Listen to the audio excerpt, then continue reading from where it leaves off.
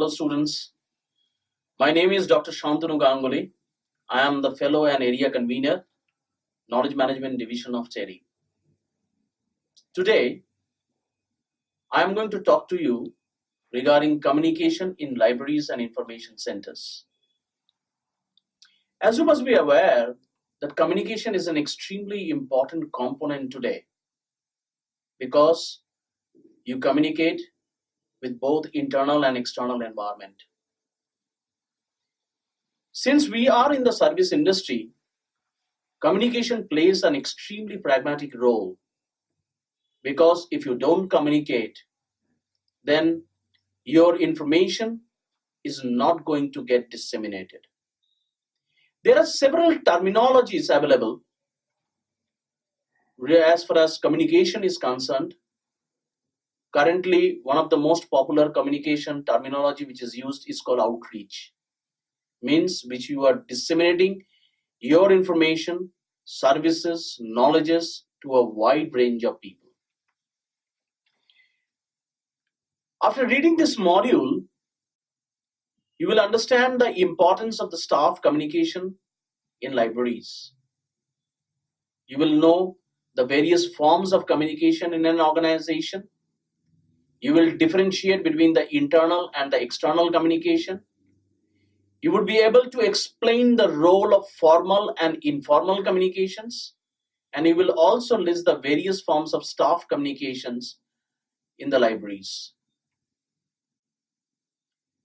Communication word or the word called communicate comes from a Latin word called communis or common.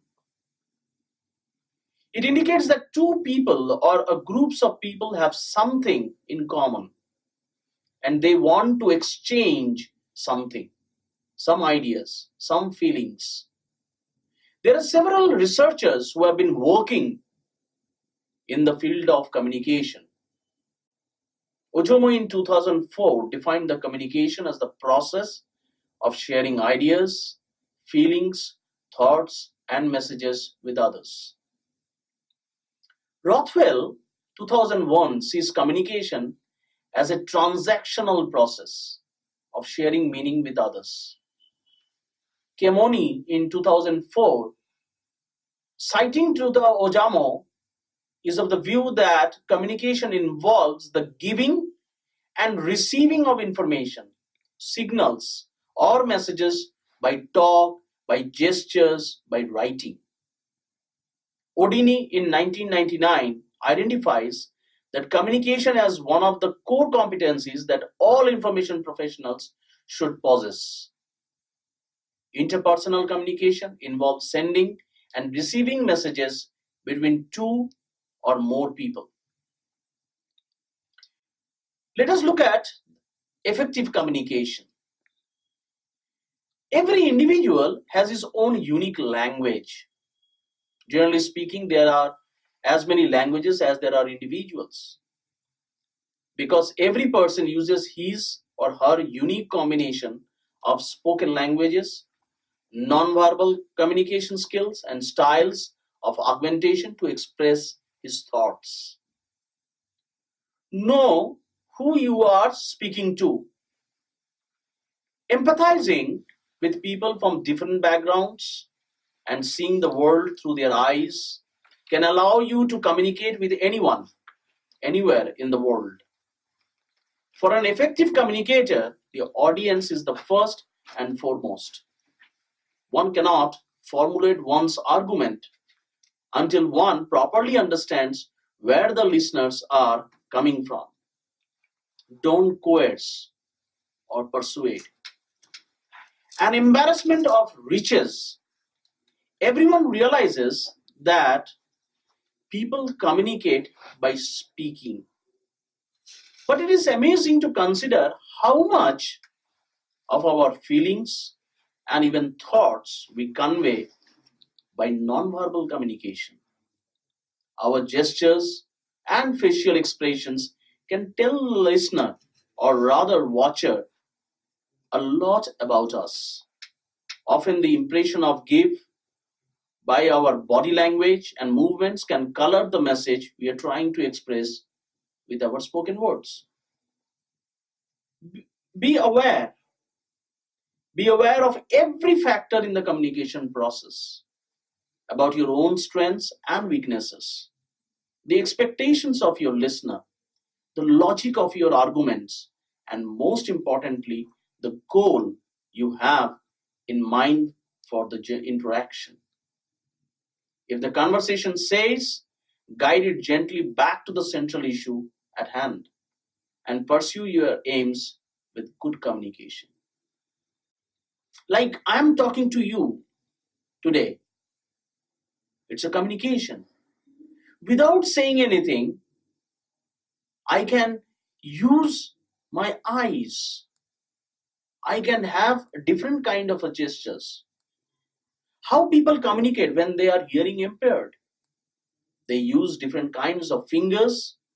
They use different kinds of body movements, where basically it shows that how a person is communicating.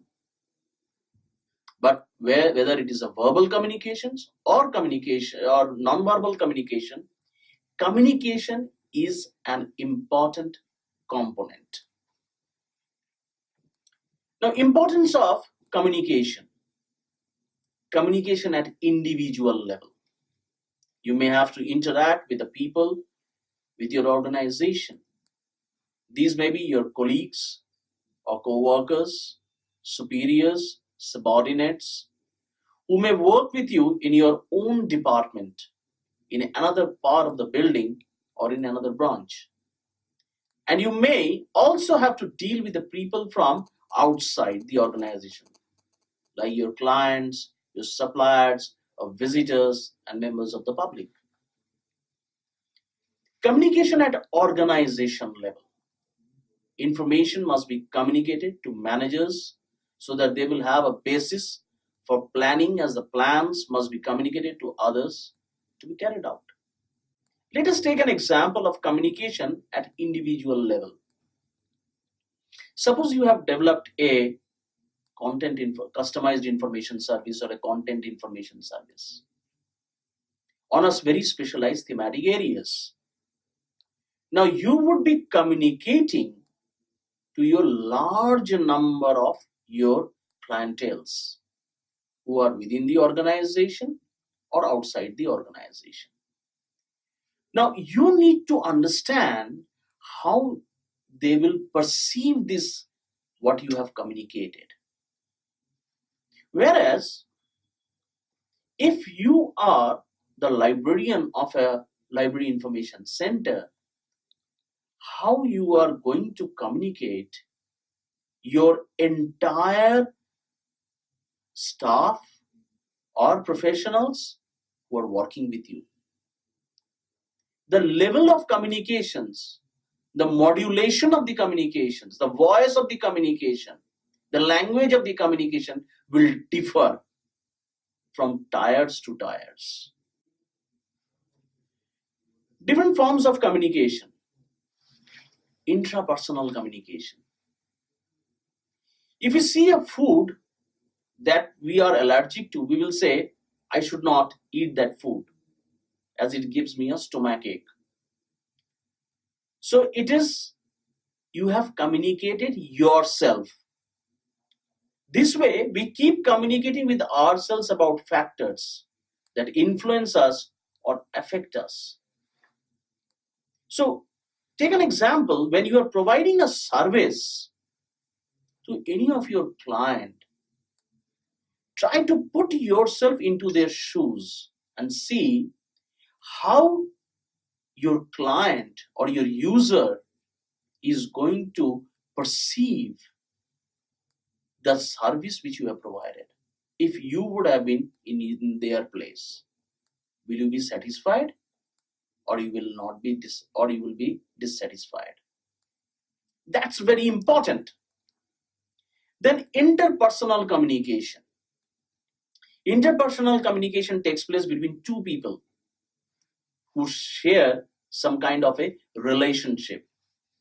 Interpersonal communications allows us to better understand the external world events, the people, and their environment. Group communications. The librarian intends to send a piece of communication to a niche community on a specific issue. This is also termed as customized information service. Suppose, take an example of Terry. When I'm sending a particular information service to the research fraternity who are working in the field of climate change, I will not send them an information which is on renewable energy sector if and only if that particular information is not related to climate change. I will try to customize that information in the climate change sector. So I know who are my clients, what is the niche community created, and whom we are sending out this customized information service. Then comes your mass communications. Like for example, in Terry, we have 1200 research professionals, and we have to communicate them, say on a particular national holiday, the library would remain closed. So it is going to be a mass communication. You're going to send out that information to everybody. Each individual within an organization should come to know what information you want to communicate. So mass communication involves the newspapers and other print media, television, radio, internet, etc. Now, librarians as communication managers, they have to play an extremely pragmatic role, a pivotal role they have to play. In the module, I have described few components, and all of them starts with a word called an alphabet called C, as communication starts with an alphabet called C. The first is credibility. Librarians, to create and establish credibility in the organization by developing a trust with the senior management as well as with their peer groups. Content. Library manager has to be very clear in his content, which he wants to communicate and deliver. He should not be elaborative, but pinpointed and meaningful. Context. To provide the right information, it has to be well-crafted content. The contextual message should be in-depth. Continuity.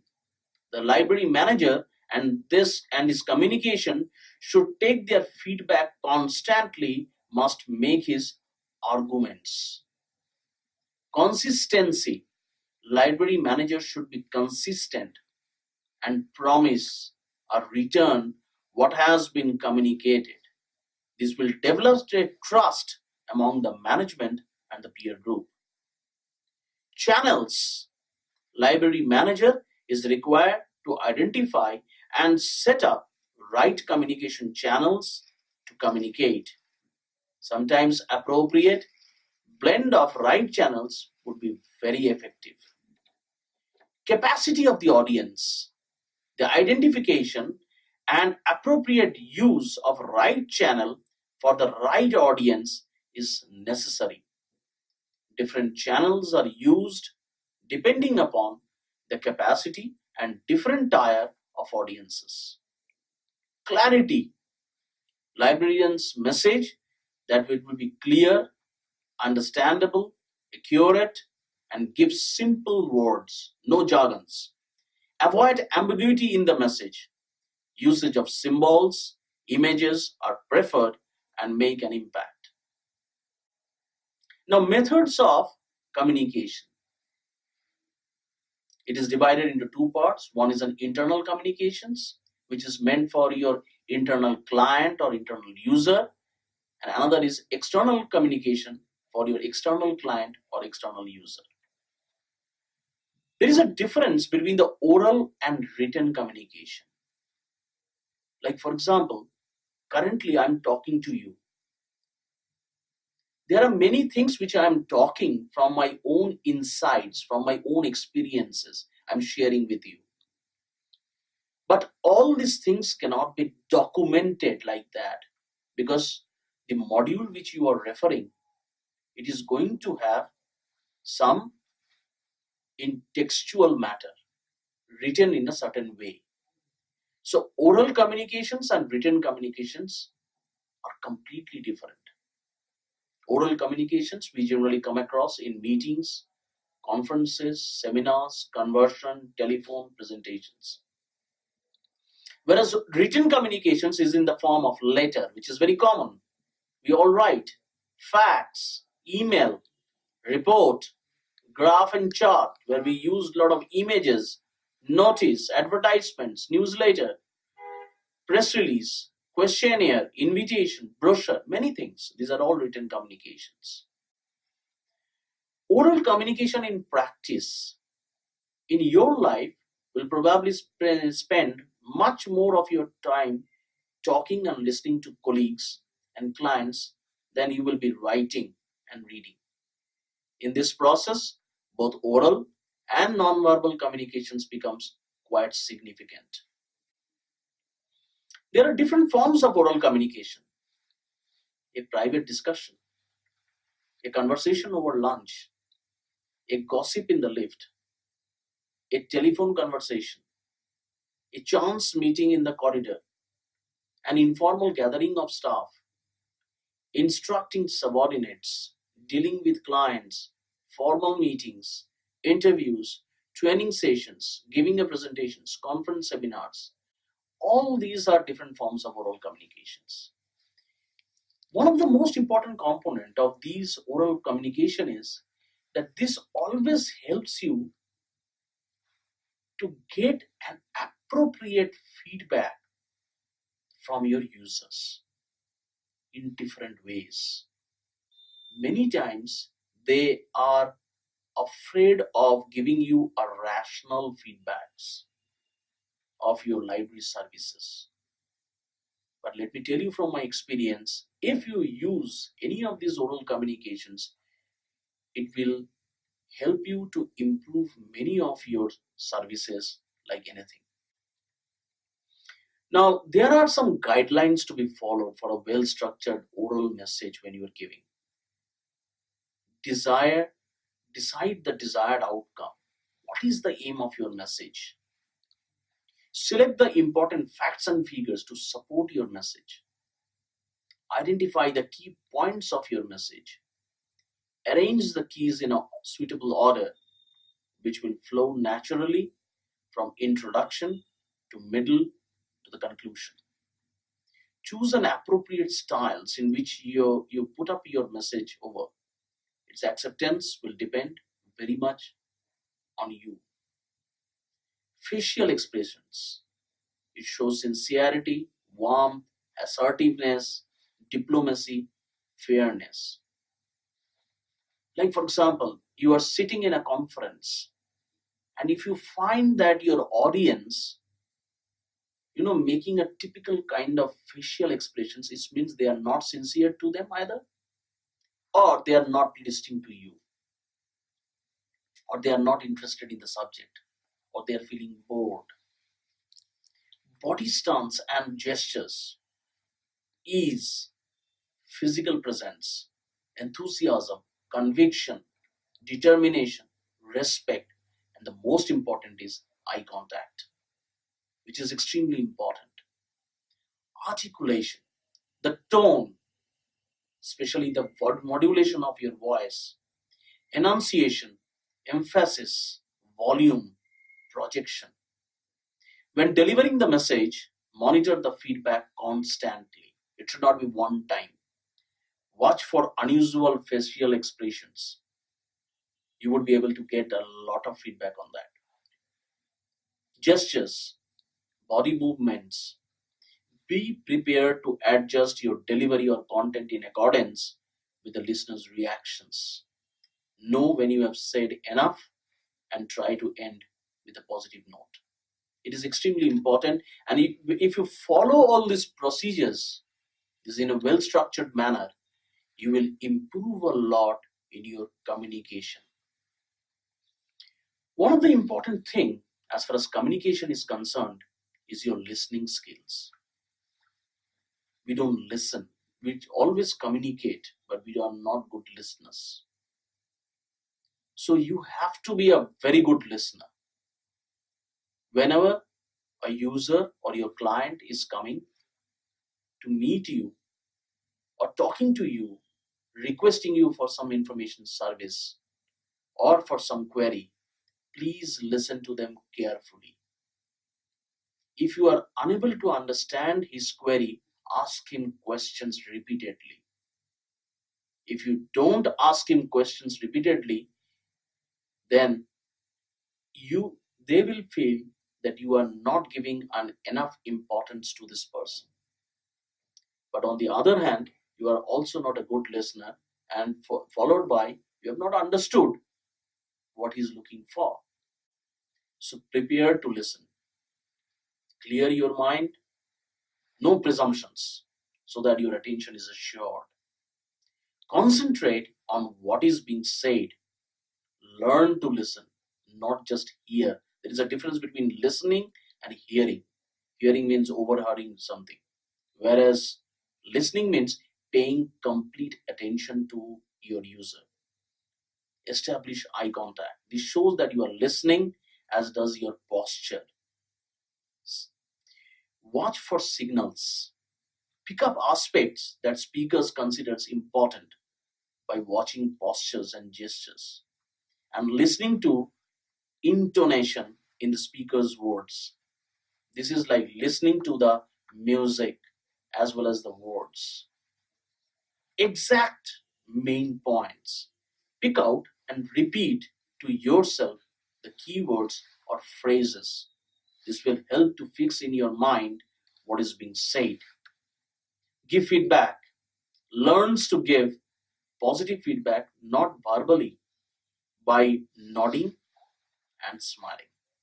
Be alert so that you can provide a suitable remark or ask a question to assist your understanding of the message. Make note. Record important conversation afterwards. Your notes will serve as a useful reminder. Develop your note-taking skills by jotting down the salient points of lectures or meetings. So listening plays an important role as a library information science professional in our life. So be a good listener. Another thing is, which is very important in our profession, is interview. You are not a candidate always to appear for an interview. But interview as a process comes several ways when you interact with another person. Selection interview, the kind where you consider someone for a job. It's a hiring purpose. So you need to do a lot of preparatory work for hiring somebody for an interview. Promotion interviews. This takes place when you wish to be considered for a job at a higher grade within your organization, like your appraisal systems. When your competent authority talks to you, how do you present yourself in the interviews? Appraisal interviews. This generally takes place annually to review progress and discuss the future. Counseling interviews. This may be held to find out what has been troubling the employee or why someone has not been working to usual high standard. Disciplinary interviews. This is carried out when an employee has been accused of breaching usual procedures. And grievance interviews. This is carried out when an employee feels that he or she has been treated badly by another member of the staff. Non-verbal communication. Up till now, we have been talking only verbal communication. But sometimes, even your body gesture, your movements plays a better than a sound also. Like, for example, nonverbal communication says, like, for example, posture. The way people stand or sit can say a lot about how they feel. Someone who is nervous or anxious will figure with their hands, tap their feet, drum the table with their fingers. Someone who is sitting well back in their chair, legs crossed at the ankle, may be seen as being relaxed and confident. Facial expressions. Human faces are capable of communicating a wide range of expressions and emotions. A simple conveys good humor. Raised eyebrows denote questioning and disbelief. A frown denotes upset or worry. Gestures. Many gestures are used as we speak. For example, shaking a fist to denote anger, sweeping arms in excitement, using hands for emphasis. In listening, too, gestures are used, like nodding in agreement, shaking your hand, shaking your head in disapproval, putting your hand to your chin in consideration, folding your arms in boredom. Eye contact. The importance of eye contact is paramount. Looking someone directly in the eye suggests openness, honesty, confidence, and comfort. Looking away gives an impression of being conniving or sly, or perhaps just unsure and uncomfortable. When speaking to one person, try to look them in the eye. When speaking to a group, avoid fixing your gaze on one or two people. Let your eyes revolve around regularly in all corners of the room to let everyone feel they are involved in the discussions. Now, there is a communication process. As we look at the communication process, it starts from a source and reaches to a receiver. In between, there could be noise which has to be minimized a lot. Now, for example, if I'm talking to you in any Greek language, then my entire these presentations which I am making or I'm talking to you, it has to be encoded, transmitted, and then decoded in the language which you understand. So it is extremely important to understand which language, which way I should send my message so that the receiver receives it in an appropriate way by minimizing the noise. Here, the noise doesn't mean that the noise from the outside. Here, noise means the jargons, the noise means unwanted wordings, noise means the unwanted matters which are there encoded in it. For channels of communication, formal communication network and informal communication network. The merits of formal communication network is satisfy the information needs of the organization, integrates the organization, coordination and control, sort the information for high-level executives, restricts unwanted flow of information, and reliability and accuracy of information. When I'm talking about formal communication information network, please remember a couple of points. Time consuming and expensive. As formal communication channels involves many levels, information takes time to travel across. Moreover, paperwork, involvement of executives' time, and other facilities required for the communication network make it an expensive proposition. It increases the overload of the line supervisor. Information may be distorted. So when that is what basically called as a noise. When information is received by a receiver, he receives a distorted noise which creates a lot of problem and creates gaps between the top executives and the lower subordinates, which also creates a lot of noise. Informal communication network is like grapevine, social gatherings, management by walking around, secretaries and administrative assistants. Communication media, we are currently revolutionizing in an information communication technology dynamic era where ICT is playing a pragmatic role. So impact of information technology in communication is immense.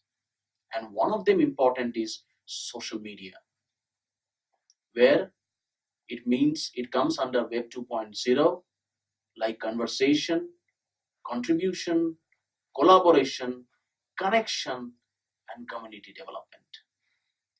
A large number of social networking sites are available where these things can be done, like Twitter, Facebook, LinkedIn, Flickr, Google Plus, and many more. Now, communication strategies are extremely important. Whether you are doing oral communication, written communication, non-verbal communications, using ICT, without using ICT, but strategic communication is an extremely important era. For example, who is the audience? What is the best way to convey? What is that means? When is the deadline? How much will it cost? And why is the best strategy for the audience? Now, communication strategies, it could be one-on-one, sitting across a board, or it could be a mass media, or it could be an outreach to the groups. And what are the modes of delivering this message? It could be banners, posters, displays, handouts, giveaways, mailing, media, newspapers, newsletters, radio, TV, print materials, websites, email lists, presentation to groups, partnerships, and word of mouth. Communication plan objectives to improve communications between library and its stakeholders through clear, consistent, and timely messages using a range of communication channels to promote the library as a high-quality resource for the entire user community, to increase the awareness and promote the use of library facilities and resources, to promote library contributions towards the institution's strategic directions, to improve the channels available for feedback and input, to expand the channels of communication available, to increase the level of patron satisfaction with library communications. In my modules, I have taken into consideration several strategies which are either general for the general staff or for the academic staffs, which you can go into detail. And whenever you are developing your communication strategy, please follow these points very carefully. It may be customized as per your organization's strategic directions, but some of the vital points not to be missed in your communication. Then comes your barriers to communication. Is physical barrier, intellectual barrier, emotional barrier. What happens in a physical barrier? A learner may not be able to see or hear properly. It is responsibility of the communicator to be clear in speech and visual presentation. Intellectual, a learner may not be willing and eager to receive the message. Their interest may not be lie in what you have to say. As a communicator, it is important that we design our communication in such a way that it takes into account the educational levels of the people, their experiences and backgrounds. We need to select appropriate examples and situations for explaining these issues. As far as the emotional barrier is concerned, a learner may not be able to understand what is being said or shown. This may happen because of lack of schooling, lack of functional literacy, of different experiences and situations. Examples, you may be speaking about a city to a rural farmer. So you won't be able to understand your language. You may have to percolate down to his level to make him understand. Suppose you are trying to disseminate information to a rural farmer on certain pesticides. So you have to speak to him on his language. Otherwise, if you use a certain kind of a jargons, he won't be able to understand. So you have to comprehend that matter in the language which he understands, the farmer understands. So, skills of a good communicator: listening skills, observation, empathy, encouragement, summarizing, flexibility, timing, and planning. I'm sure with this, you would be able to be a good communicator for your library and information center. Thank you very much.